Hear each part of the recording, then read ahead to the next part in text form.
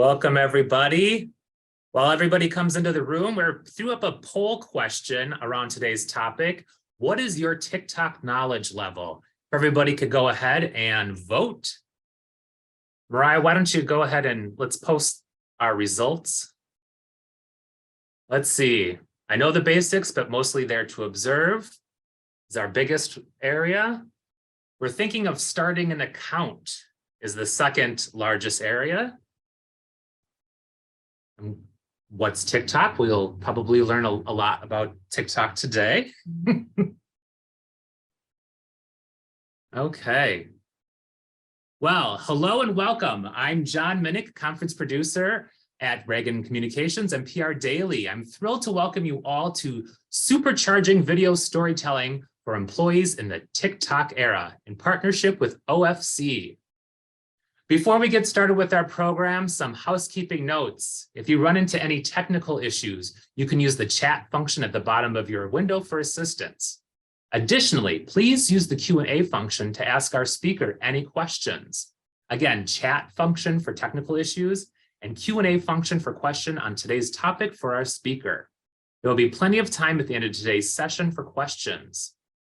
Within 24 to 48 hours, you will receive a survey. Once you have completed that survey, you will have access to all of the slides and bonus materials from today's session within 3 to 5 business days. So be on the lookout for that survey. Now let's get started. Video has the power to evoke emotion with sight, sound, and motion.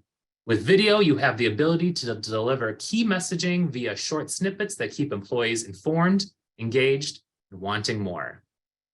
Today, I'm joined by Jordan Berman, founder and CEO of OFC. He'll detail how to inject storytelling and entertainment into your comms strategies. And now I'm happy to turn things over to Jordan. Great, thank you so much, John. It's a real pleasure to be here. And I am very excited to talk to you guys about supercharging video storytelling for employees in the TikTok era. I'm going to share my screen because I've got some fun slides and visuals. And this should be the best part of your day if I do my job correctly. This is something I'm super excited about. And while I haven't exactly gone viral on TikTok, my boys actually think I'm not that cringeworthy. So I have 2 teenagers, so that's kind of a good thing.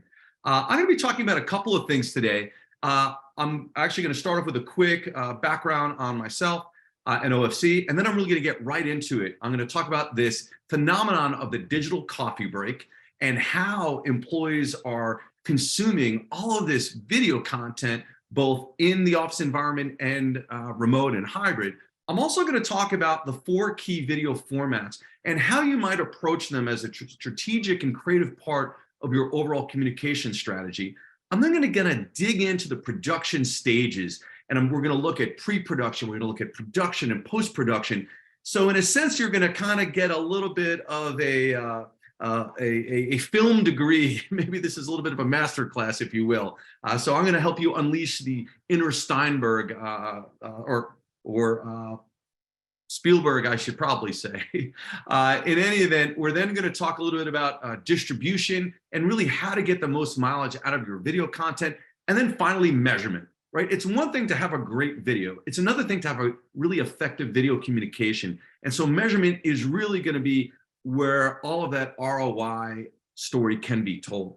So let me just give a quick background on who I am. So if you found my wallet, this is what you would learn. I used to be much leaner back in 1995 when I was at Cornell University. My first job right out of college was driving a giant yellow DeWalt power tool van for Black & Decker on their event marketing team, worked on the Home Depot account team, and then worked in the advertising industry before getting to Showtime. I was at Showtime, the cable network, for 6 years, where I ran online marketing and then promotions and partnership marketing, did an MBA at NYU at night, while I was going to work full-time. And then I joined AT&T, helping AT&T launch their mobile video platform.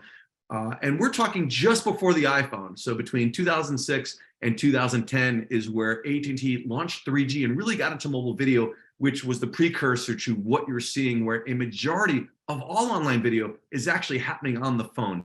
So that third screen is kind of now the first screen, especially for our younger generations, millennials and Gen Z. I'm a Gen Xer, if you were wondering. And then my most recent corporate role, I was Senior Vice President of Integrated Marketing at MTV. So back when I was cool, our big focus was how do you integrate brands into programming and promotions. And so much has evolved in terms of television, streaming, video, mobile. And about 10 years ago, I launched OFC based on an insight that a lot of video content was being watched at work. In fact, Nielsen said 2 p.m. is the peak for online video viewing, which means sort of the coffee break is now the cat video break. My family, my wife Elizabeth actually runs HR for the Sixers and the Devils, the two sports teams who are both in the playoffs. So if you're a Hurricanes hockey fan or a Celtics basketball fan, take it easy on us if you don't mind. We have two boys. We live in Princeton, New Jersey. By the way, a crazy weekend for me is usually a day at Home Depot and Bed Bath & Beyond, but maybe I'm just an old school fan. So OFC, we're both a creative agency and a video production company, but we really act as a creative content engine. So we create buzzworthy multimedia campaigns with a very big focus on engaging colleagues as well as candidates, but also consumers and customers. So a lot of the lessons I've learned in this business and at Showtime and MTV, I'm really encapsulating here. And just to give you a bit of a sense of the kind of storytelling we do, and as a little reference as to some of the case studies I'm going to pull out, I'd love for Mariah to play this 60-second OFC reel as reference.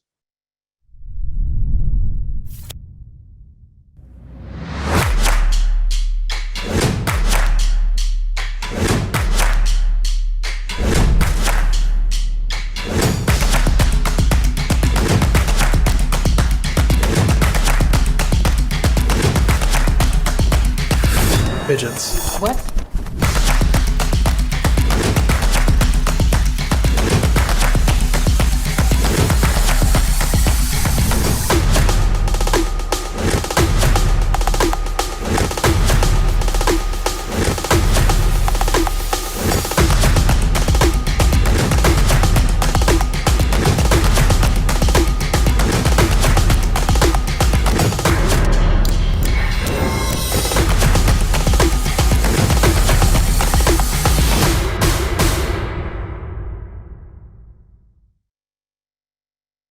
Okay, so that was our adrenaline-fueled reel to wake everybody up today. So we have a broad range of clients from AT&T to Subaru, FedEx, Pepsi, Amcor, Princeton University. We're based in Princeton, and as a guy who graduated from Cornell, it's always begrudgingly rooting for the other home team, Princeton. But in any event, we're based in Princeton, but we have a worldwide network of filmmakers everywhere. Quite frankly, I live out of a suitcase. Our team, you see here, one of our most important members, of course, is Kayla, who is our office mascot. And the thing about Kayla is I like to say she is the hardest working canine in communications. Yes, she does come to work with me. And I will also on occasion bring her to video shoots.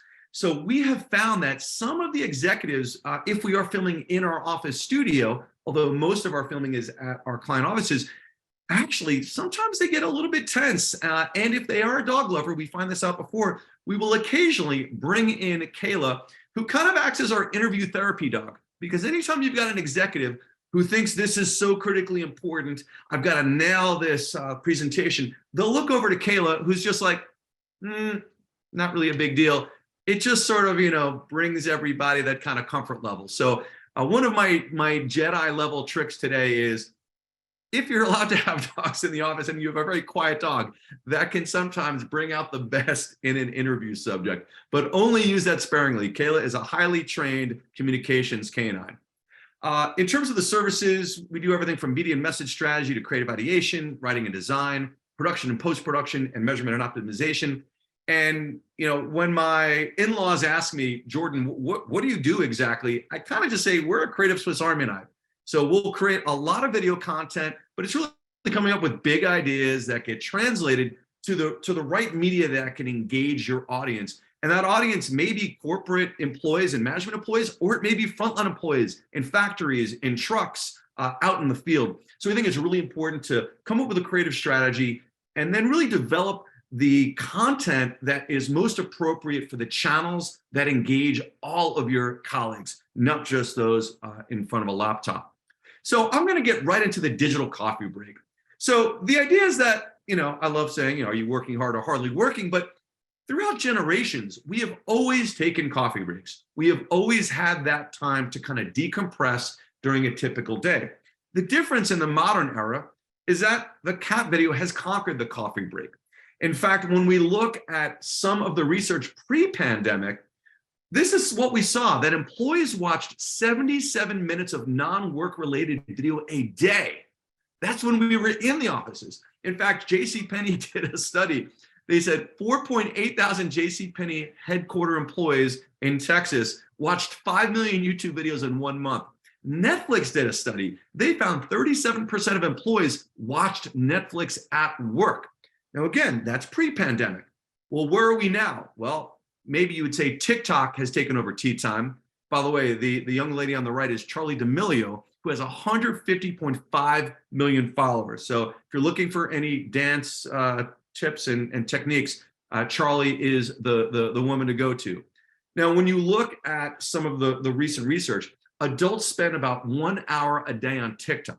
Again, we're talking adults. We're not even talking kids. You see YouTube is second in terms of minutes spent per time, Twitter, Snapchat, Instagram, Facebook, and Reddit.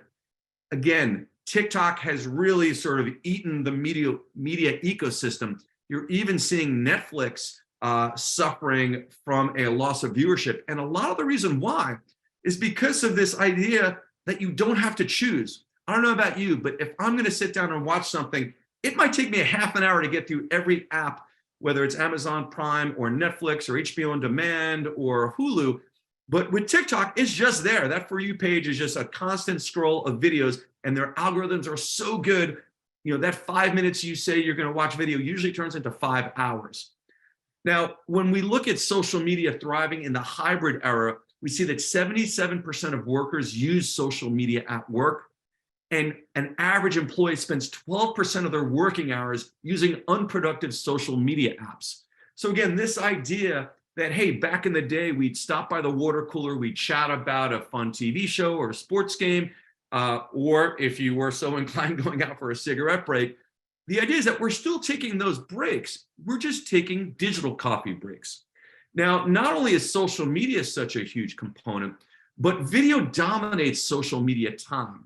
Video accounts for 56% of the time US adults spend with social networks. So it's not just that people are opening up an app and chatting with friends or sometimes colleagues or sometimes customers, but they're consuming a heck of a lot of video when they're in that social media context.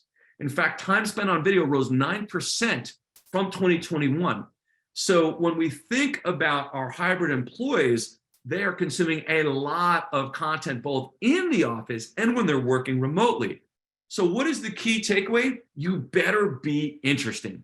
There is no time to be dull or boring because your colleagues, and not just your Gen Z or millennial colleagues, but all of the generations in your workforce are simply going to just delete and bypass anything that just isn't interesting, that doesn't tell a story. So let's talk about the 4 key video formats that were expressed in the 60-second reel I showed. I'm going to give you a very quick snapshot of unscripted video, where it works best, some challenges with it, scripted content, user-generated content, and automation. Because often when we are brought into a client, they say, we need a video. We really need to start with, well, what are we talking about? Because within the video category, there are a lot of different flavors, and it all depends on what you're trying to accomplish. So let's start with unscripted or documentary interview-focused video. The reason why a lot of our clients will leverage unscripted or documentary style video is they're looking for a level of credibility that feels authentic. They're looking to express humanity, often from executives or employees. And there's also this idea that when you put someone in front of the camera, serendipity can often play a big role. So we as communication professionals might think we know all the key messaging points, but when you have someone actually sharing their authentic point of view, you might get something even better than you could come up with. So how do we define unscripted? It's usually an interviewer prompting a subject. There's usually that checklist, which is guiding the conversation. Often we'll use 2 cameras. We'll use a medium straight camera, which we call a cam, And then we'll usually have a camera a little bit to the side and more of a close-up that we call B cam. And the reason we have both cameras is so that if we love the first thing you said and the third thing, we can cut very seamlessly from a cam shot to a B cam close-up without it looking like you have a jump cut. Meaning if you just go from the first thing to the third thing, the head might slightly move a little bit, or their positioning might be a little bit different. So if you cut to a different angle, it just seems like it's a more artistic, aesthetically pleasing edit. And what you might also find is when you do cut to more of a close-up, it also acts to reinforce a point and just makes it more visually interesting than a kind of standard or static talking head video. And then, of course, what we'll often do is we'll layer in action B-roll that will bring to life what that person is saying. So that combination really works very well. And one of my Jedi tricks, you see, I have a little Yoda icon there, is we almost always prefer the interview subject to look at the interviewer, not the camera.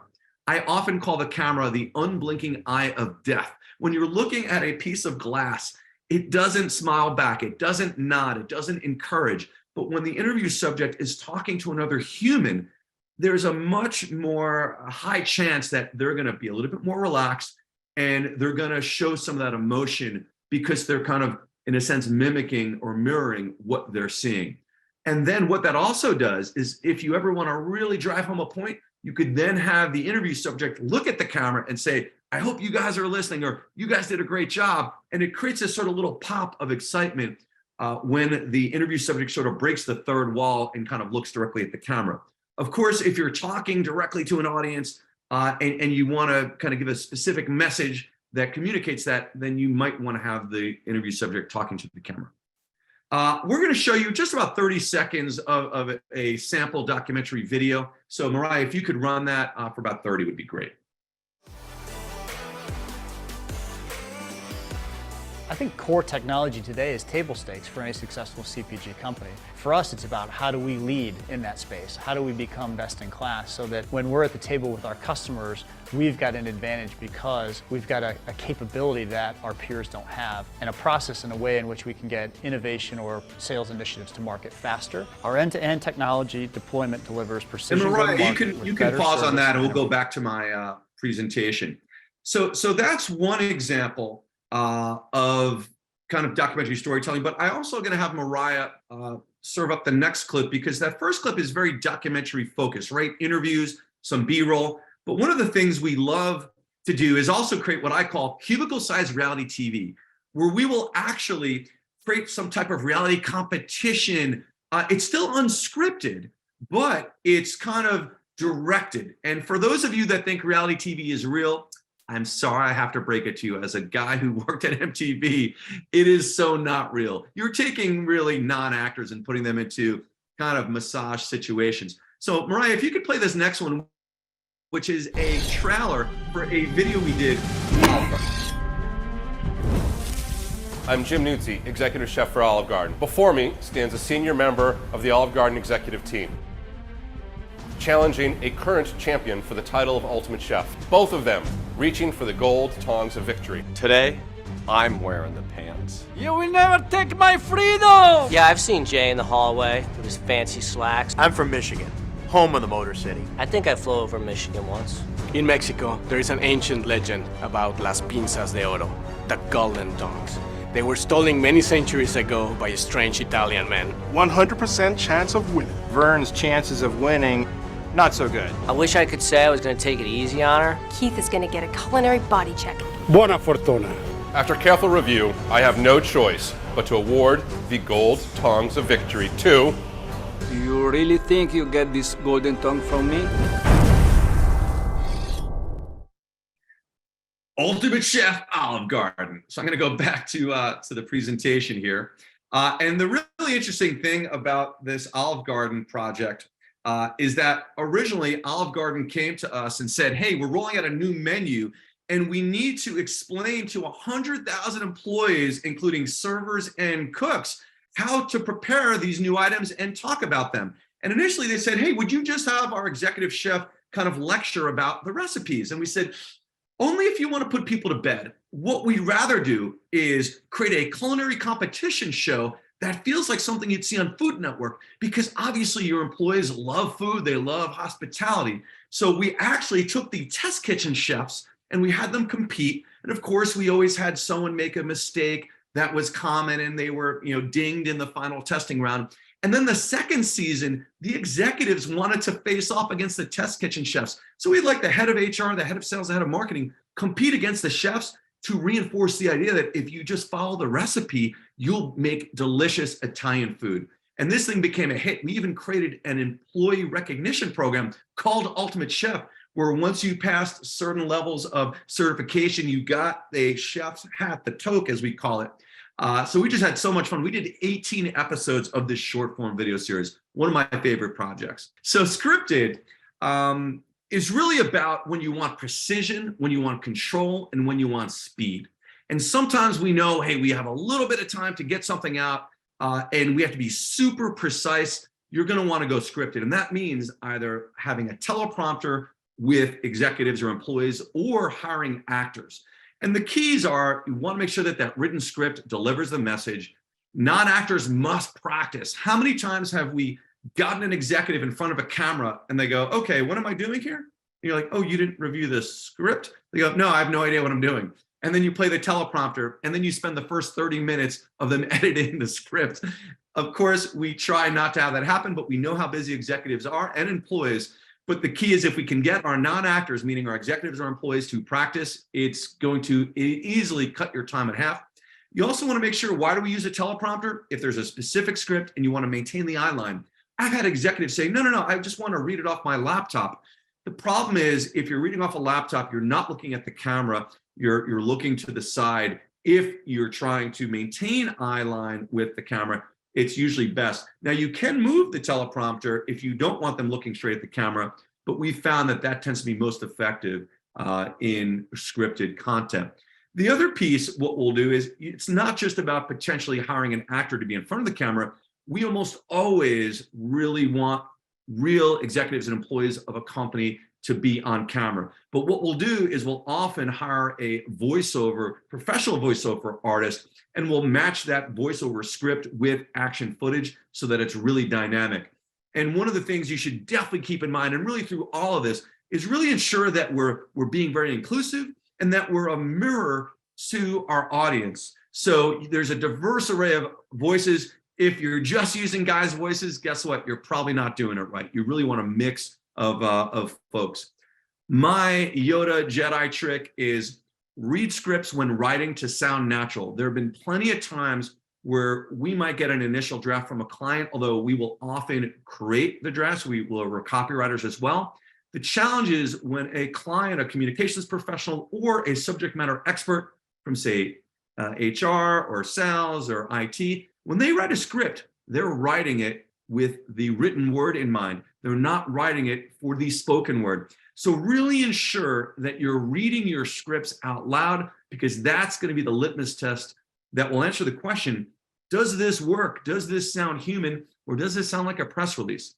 We're now going to switch back to Mariah in the booth, because we're going to show you a spot we produced for Princeton University to celebrate their student athletes. Walk a mile in our shoes, from the classroom to the locker room. Here, our promise and our passion propel us down paths few dare to travel. We venture forward, energized with every step.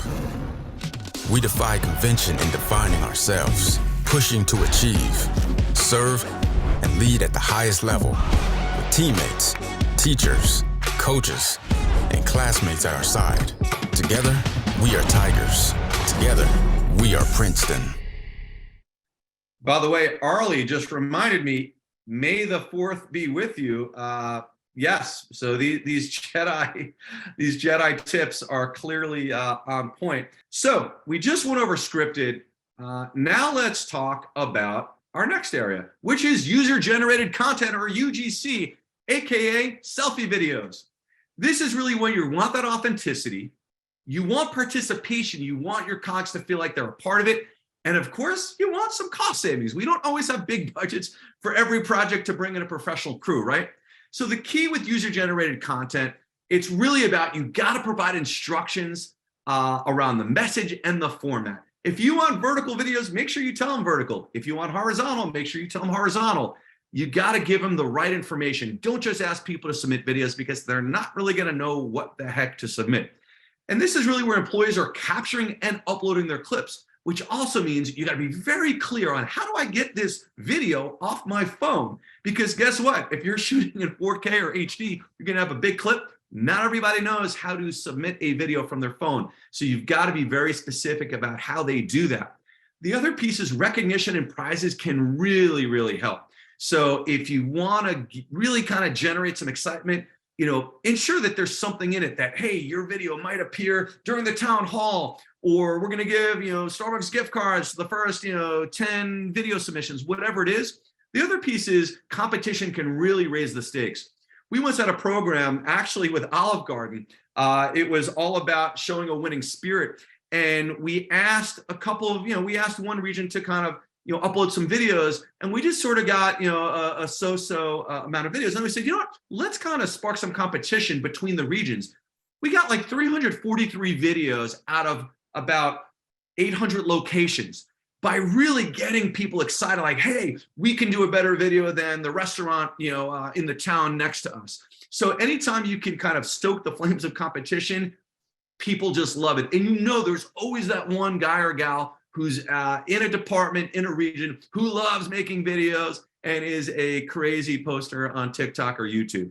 Now, for the May 4th, one of our biggest tactics is seeding submissions from employee influencers. When you think about how consumer marketers will create a campaign on social or online, they're going to leverage influencers, may not always be able to afford Kim Kardashian, but you'll leverage influencers to start seeding out a message and creating content. The same thing can be done with the cool people in your company. Mary in accounting is awesome, or Bob in IT is just so cool. He's the guy riding the Harley motorcycle to work. Like, really get some of those interesting people to create content even before you launch the effort. That way you already have this kind of foundation of content, because I liken it to when you've got a junior high school dance and you've got the boys on one side, the girls on the other. Maybe there's a DJ and some fruit punch in the middle. You kind of have to spike the punch. You kind of have to get some of the cool people out there to kind of grab people onto the dance floor. I'm not condoning spiking punch at middle school dances for the record, nor have I ever done that also for the record. But bottom line is leverage those cool influencers in your company. I'm going to show you two videos back to back. The first one is an instructional video to launch a campaign with Motorola Solutions where they were celebrating 90 years. And this is all about 90-second stories. Let's play it.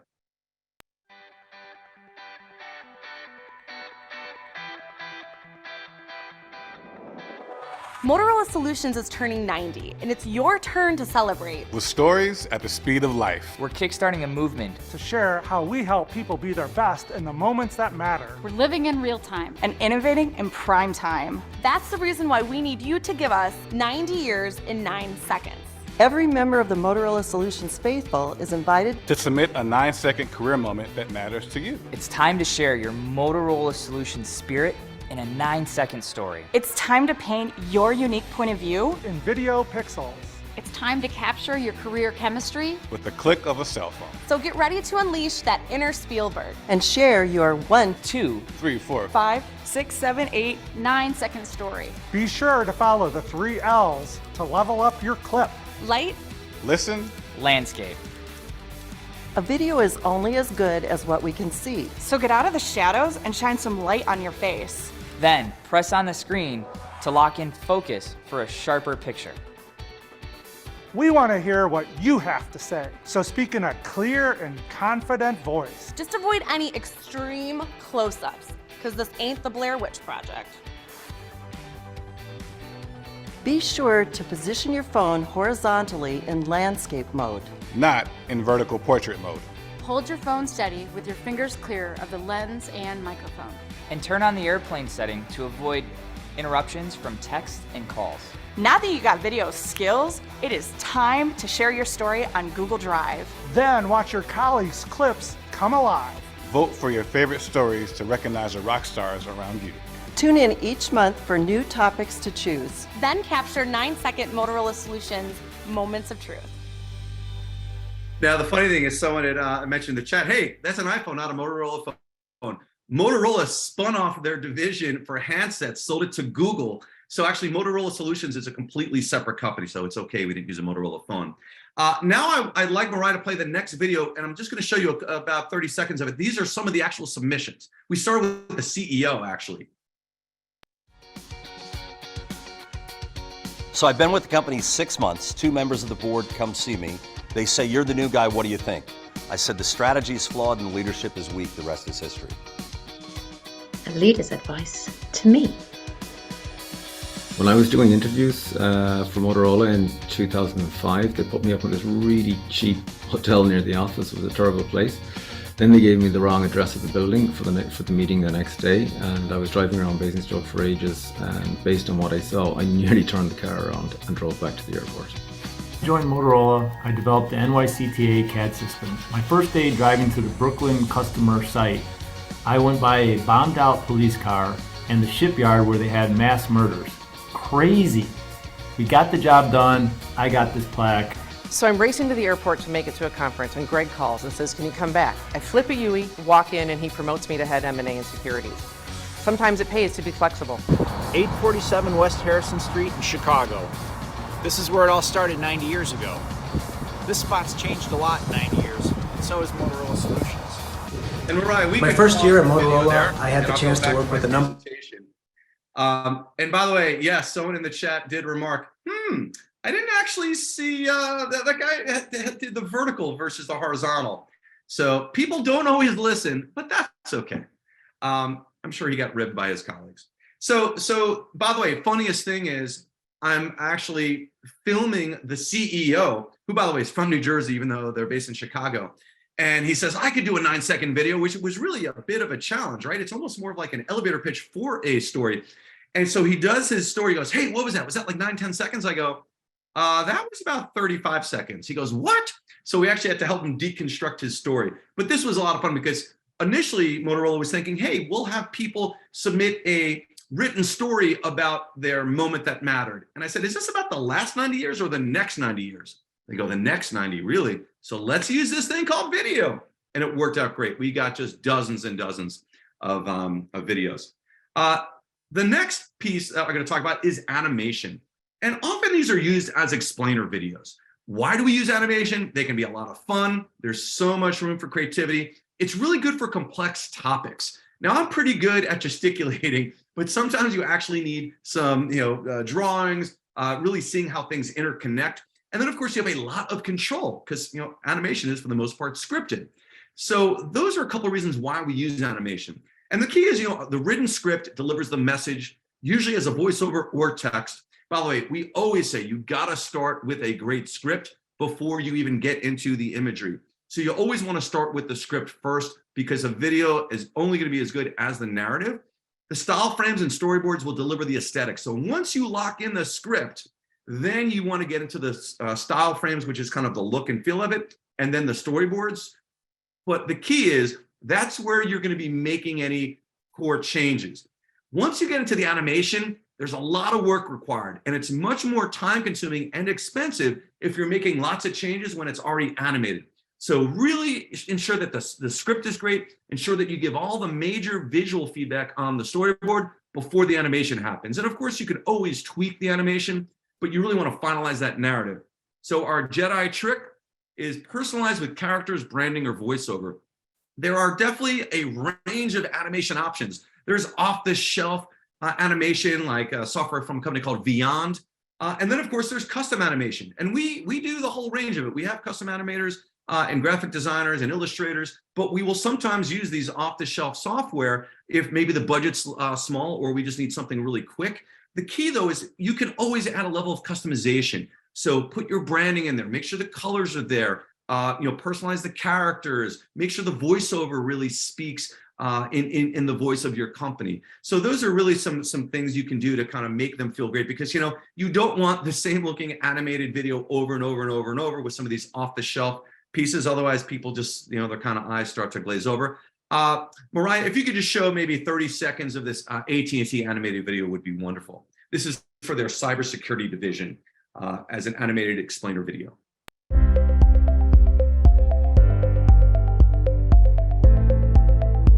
The big bang of remote work continues to reverberate across organizations of every size.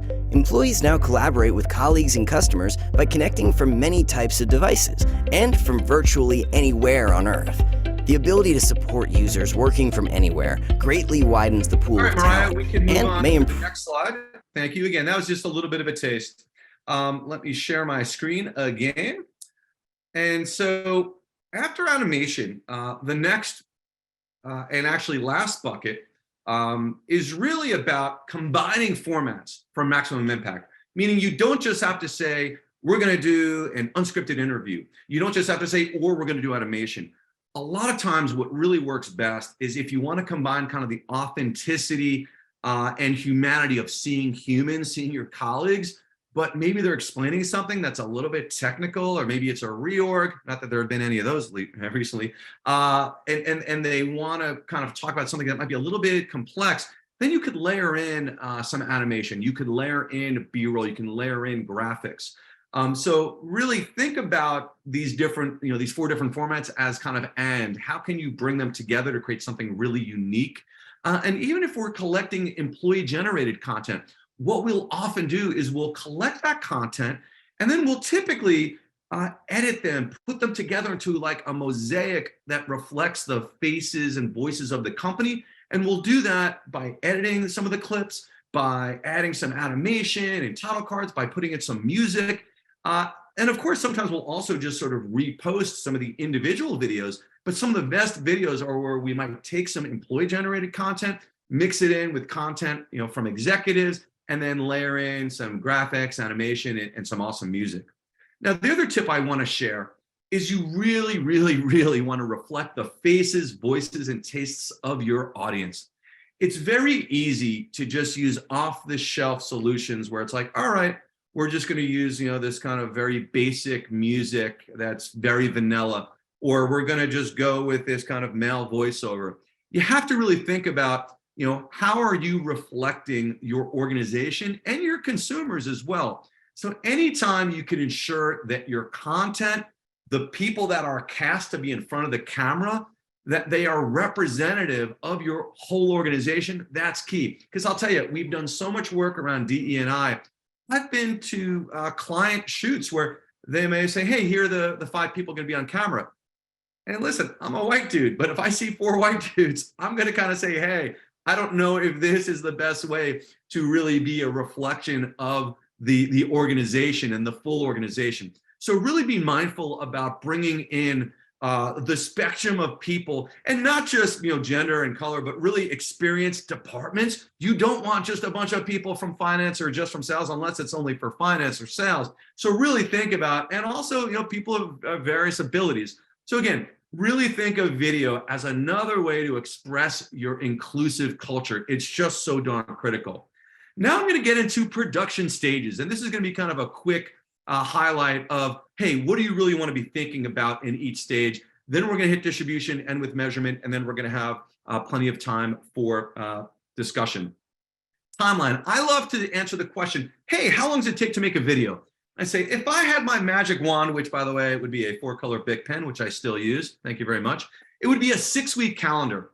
So we spend 2 weeks on pre-production, which in my book is the most important phase. That's where you're coming up with the strategy. That's where you're coming up with the creative. So really spend the time on pre-production. Production, meaning if you are filming, usually is going to be a single day. And as you guys may know, if you need to schedule more than one day, it's additional cost. Sometimes you have to do that if you don't get every executive or employee there at once. But we also use a technology called OpenReel, which is remote video interview technology, where we can actually film someone through their iPhone, but get it via high definition video that's recorded to the phone, where we can actually adjust the settings on the phone and then automatically stream that high definition footage to our server. We usually send out a ring light, but it's a great way if you can't get an executive or employee to the office or to a studio on the day of.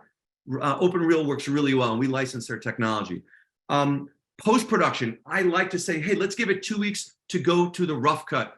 And then usually another 2 weeks from fine to final cut. Now, mind you, we have done videos in like a week.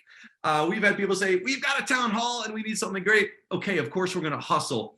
And I do love this phrase, fast good might beat slow great, but quick awesome is kind of the business that OFC is in.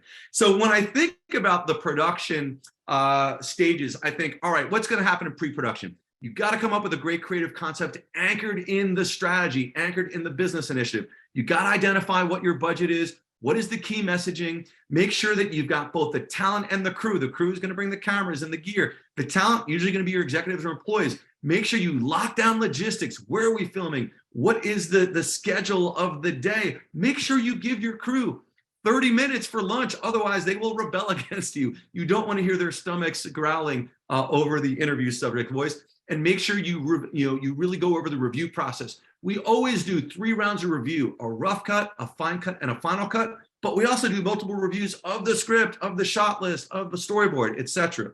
And really, that ensures everyone is on the same page. Our Jedi tip: draft a bulletproof blueprint. I like to come into a shoot and I will have everything I need on like 1 page. It has the schedule, it has the key messaging points, it has the phone numbers and emails of everybody. It's got all the core info so that I can very quickly look at something versus, oh man, I got to go through all those emails and figure out what time was that executive supposed to be there. Now on the production front, this is typically where you're going to be shooting video or capturing content. So you're going to have your video shoot, or if you're not doing a video shoot, but you're recording a professional voiceover, that's all you'll be doing that. Or if it's just going to be animated, that's where your team of animators is going to be putting that together. One of my favorite things, and I actually have it here, is I have my trusty clipboard. What I have found is if you have a clipboard, you are in charge. It's kind of like Lord of the Flies with the conch, except without the crazy, kids killing each other, hopefully. But if you have a clipboard and you have your blueprint, people are just going to look to you as the leader. So I'm telling you, use a clipboard. It just makes you look like a credible authority figure. Lastly is post-production. And what we're talking about here is we will always create transcripts from the interviews. The last thing you want to do is be, reverse and forward and looking at all of the different video content. What you really want to do is make a transcript. We use a service often called Rev, R-E-V, and they will send you a transcript from the audio file pretty quickly within like a day. And then what we do is we put together a paper cut, not the cut from an envelope, but an edit where you can move around the content and piece together this puzzle, which is really something that we enjoy doing, to create a great narrative, because the last thing they said could be a great opening line. So you just move that, and then you've got this nice kind of game plan. And then we get into the video edit, we do the rough cut. And then after the rough cut, then we're creating, inserting graphics and animation, so lower thirds, which has the name and the title. Then we're also going into our licensed music database. We have a great one we love to use called premiumbeat.com.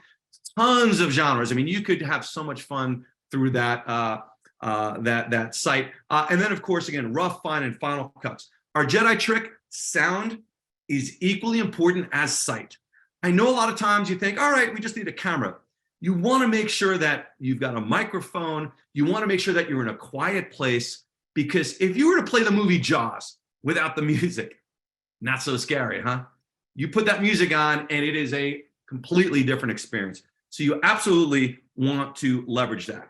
Now, distribution. You made the video. Hooray. What do we do with it?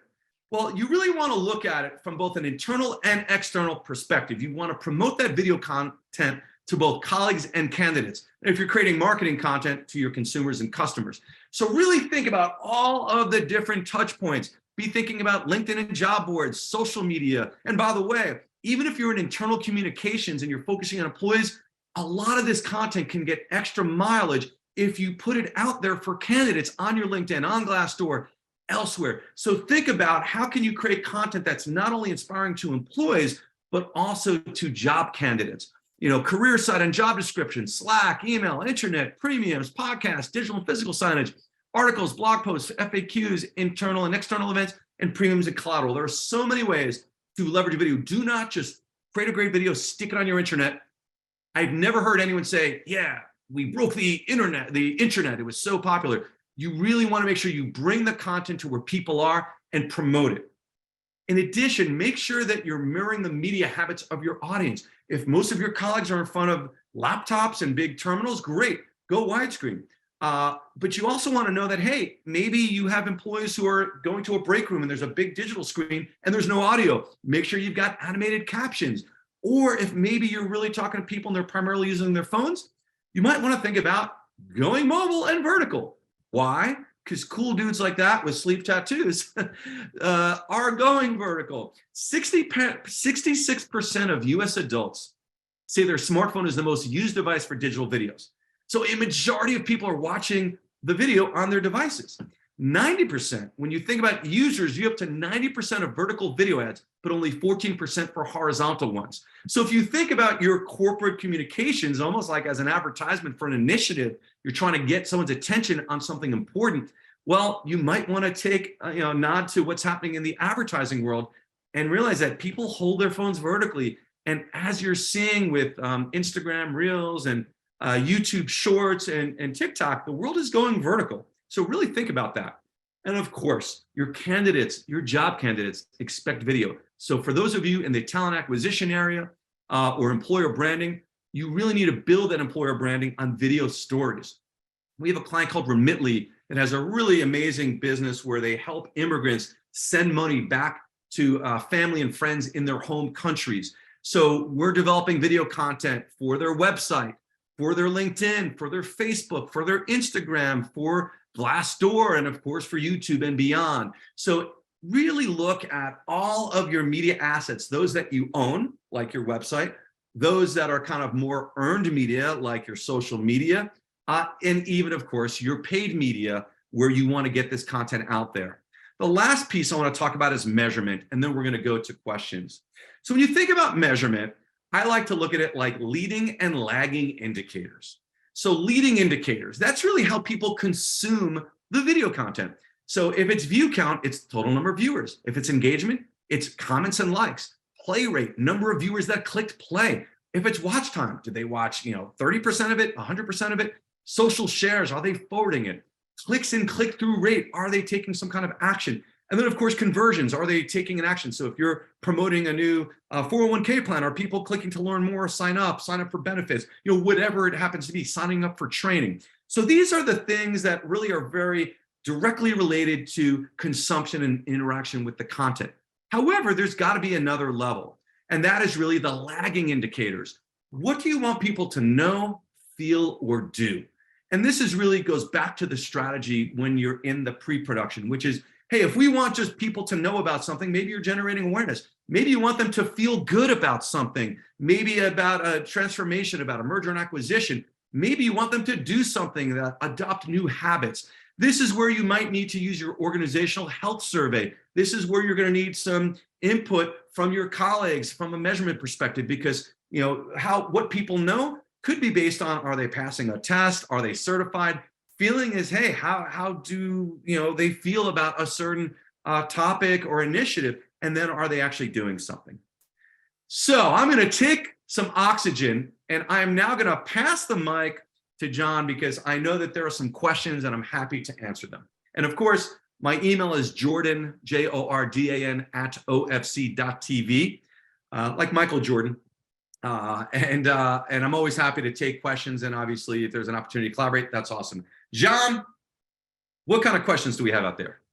Well, let me say first, again, if you have any questions for Jordan, use the Q&A function to submit your questions. Any questions we are not able to get to today will be given to the OFC team for follow-up.